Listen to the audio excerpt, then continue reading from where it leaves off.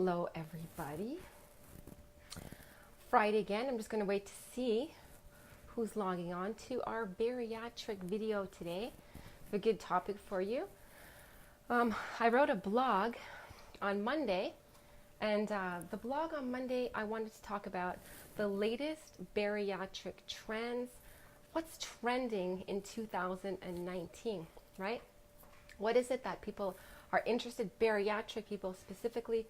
What are we interested in hearing about? Hi, Terry. What do we want to know about? What's trending in 2019? You probably know some of the trends that I'm going to talk about today, but let's break it all down. Kathy, thanks for joining us. Also, I wanted to introduce you to two things that we have for sale on Amazon. Super cool. Check out this guy right here. This is your super cute sleeve toy. $13.99 on Amazon. Is Amazon Prime. And the other one we have for you is this super, hey Denise, this super cute keychain, $11.99, Amazon Prime. Desiree, check out the toys. Look at this baby. So if you're having surgery, pick yourself up one, take it to the hospital with you, because not all those photos that everyone takes, that we all take when we go to the hospital, armed with our surgeon, nobody knows what you're in the hospital for. Bring your toy with you and show them what you're there for. Also, it's like a reminder, right? An everyday reminder. And if you have a friend that's having surgery, pick them up one. $13.99 Amazon Prime, $11.99 Amazon Prime. Super cute. Got some other toys coming out, but I'll put the links where you can find them on Amazon. Okie dokie. So here we go. It's another Friday in March. Kirk, thanks for joining us. I know you're recovering right now, Kirk, from I think a major surgery. I'm watching your journey. If you want to tell us a little bit about it here, that would be awesome. Okay, so topic today, bariatric trends in 2019. What's trending? The three topics that I want to talk about today are, number one, gut health. Super popular. Second one, we all know it, keto with intermittent fasting. What a surprise, right? And the third one I chose today was intuitive eating. So you know what? It's my job to stay on top of all of these trends and also to understand the science behind these trends. And this is a topic that's really near and really dear to me because, as you guys know, I'm a registered holistic nutritionist. I specialize in bariatric nutrition, and I spend my days working one-on-one with clients, discussing pre-op diets and post-operative guidelines. Well, that's how I spend half my days, right?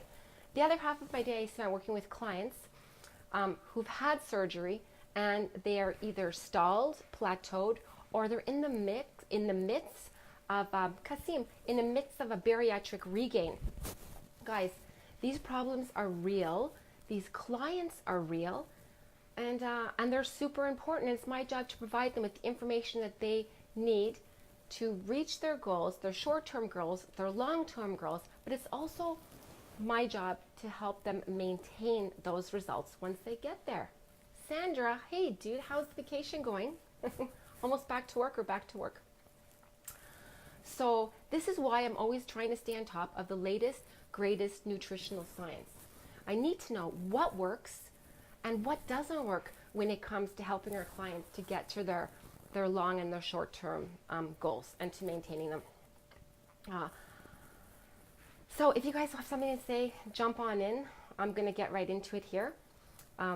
Nutritional science. Okay, it's constantly changing. Have you guys not noticed that? Like, it's just one day eggs are good for us, and the next day eggs are bad for us. And one day we're told to eat whole grains, and the next day we're told to stay away from those same whole grains. So what's going on, and why is that information changing so often? So it's not possible to isolate a single nutrient effect on our body. So today, nutrition research, until very recently, nutritional research was trying to isolate the nutrient effect on our body, the role of one single nutrient. Hey Katie, June, aren't you in Florida on vacation right now? Thumbs up if you are. So nutritional science was trying to focus on isolating that one nutrient, right? So they look for like single nutrients, and they tried to offer us like the magic pill that would prevent disease in our body from just one single nutrient, right? So the newest research today is looking at different concepts, and the new concept is called food synergy. So that means that finally the nutritional researchers are looking at multiple nutrients and how they work together. So how do foods work together to build health and to prevent disease? They're no longer focusing on that one single nutrient, and they're now looking at food in general on a person's overall health. So that's cool. So that's why things are changing so quickly, right? So diet patterns, and so specific diet patterns have been shown how they can reduce chronic diseases. For example, right, a whole diet pattern, fruits and vegetables and fish, eating this type of diet has been shown to lead to reduction of blood clots. That'd be a perfect example of diet patterns and food synergy, how it all works together. Hey, Rachel. So now that the research is changing always, the food trends are also changing always. And in 2009, dominating the most popular trends for bariatric clients, the first one, gut health, right? Gut health, super important. Rachel, Jeff, hey. So what's going with gut health? So gut health is going to continue to gain momentum in the years to come because this is a super new field. It's not so new because I remember being in Toronto last year at a national RHN convention, and it was all about the gut and all about the gut health and all about the microbiome. I've been hearing this for years now, but it's gaining a lot of momentum right now, 2019. It's not new, but it's a continued important topic. We're also seeing the trend of probiotics. Hands up if you guys take a probiotic, right? The trend now is that these probiotics are getting replaced by food. And the foods that can help balance the gut and balance the microbiome. Hey, Kim. Now, you guys know how much I love this, right? Because you know how I feel about food. Now, you can't replace whole life, fresh, natural, good quality food with a probiotic or with a supplement. You can't just replace it, right? We should be thinking food first and supplements second, right? So you know how I'm excited I am about seeing these kind of shifts. Hey, so food, like the types of foods that we should be looking for in order to support the gut health and support the microbiome are things that are fermented foods such as kombucha, sauerkraut, yogurt. Now this is nothing new, right? You've probably heard this, but it's gaining momentum, right? So on top of taking a probiotic, people are starting to add these foods to their lifestyle and to their diets. Guys, when the microbiome is balanced, we have a stronger immune system, we have better digestion, and we have better system, complete detoxification. So important changes when we take antibiotics, for example. This is a topic I really wanted to remember to talk to you about today, was that, you know what, there's times in life where we just need to take an antibiotic, right? It just happens, right? We have surgery or we have an infection, a bacterial infection. So when we take these antibiotics, they kill that bad bacteria, but we all know they kill the good bacteria too. That good bacteria resides in our guts. So it's always going to be a really good idea to follow up a course of antibiotics with a good probiotic and to help increase good bacteria in our gut, in our microbiome. Okay, so let's move on to trend number 2 that I had written down here. Keto and intermittent fasting. Not something new. We've been hearing about it a lot, right? We saw this trend in 2018. Actually, I started talking about ketogenic diet for bariatric clients back in 2016. Okay, so most of us online, we saw this in 2018, right? But guys, in 2019, it is full steam ahead. Why?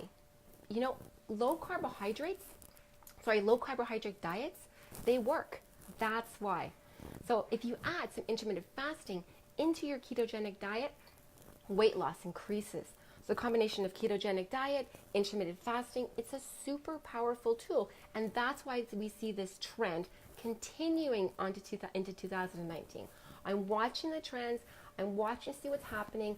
I feel like the food manufacturers now are trying to crush the ketogenic diet, but Us consumers have a lot more power today, and we are rising up and we're telling these food producers what we want, right? What we expect. And it's not loads of whole grains anymore. Our diets are changing. Hey, Vicky. Okay. So you don't really need to do ketogenic and intermittent fasting at the same time, right? You can separate the two. We're biochemical individuals. What works for one person doesn't always work for the next person. You can choose to intermittent fast for 3 days. You can choose to intermittent fast every day. You can choose to intermittent fast with a ketogenic diet, without a ketogenic diet. That's what's so beautiful about the ketogenic diet. My ketogenic diet is not going to look like your ketogenic diet. It's not going to look like her ketogenic diet. It's all different, but it's going to follow the same principles, right? It's going to follow the super high fat, more of a moderate high fat, moderate protein, and a super low processed refined carbohydrate. Eat your veggies and eat your berries. Jeffrey, hey. Okay, so let's talk about the third trend that's come. Hey, Kim, what's the third trend that's really moving in strong? For me, this is kind of like the newest trend in 2019 right now. And that is, the trendsetter is intuitive eating. Okay, it kind of goes together with the undiet and the lifestyle approach. It's the antidote to dietary trends and all the diet fads out there, right? So it's an undiet. Instead of focusing on weight loss, we're going to shift our focus to awareness and the whole eating experience. How the foods taste, how they feel, how they make us feel, right? Our whole experience. Does it make us feel healthy? Does it give us nausea? Does it prevent gas? Does it give gas? How does it feel on the bariatric pouch? It's about having a certain respect for our bodies and coming to peace with food, right? Wow, that was a big mouthful, wasn't it? So we're almost coming to the close of the video. I've been talking now 13 minutes. Hey, Cynthia. So as a bariatric nutritionist, what's my take on these trends?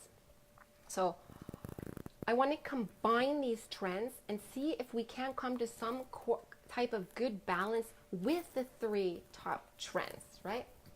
So in a perfect world, I would like to see clients follow a diet that's low in processed, refined carbohydrates while incorporating probiotic foods into their diets. So things like sauerkraut and low sugar kombucha, right?